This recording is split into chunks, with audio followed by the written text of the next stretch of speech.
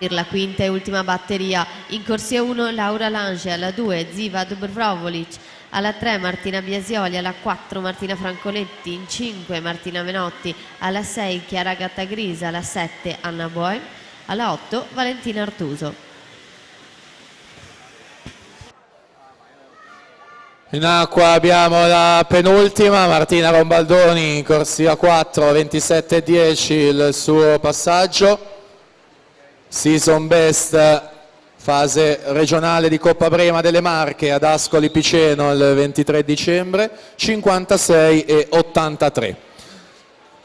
Ultime bracciate quindi per aggiudicarsi questa prova. Concetta Perroni ha nuotato 58,57, Martina Rombaldoni 56,46 e quindi ottiene il suo migliore dell'anno, 6,46, va al comando di questa classifica.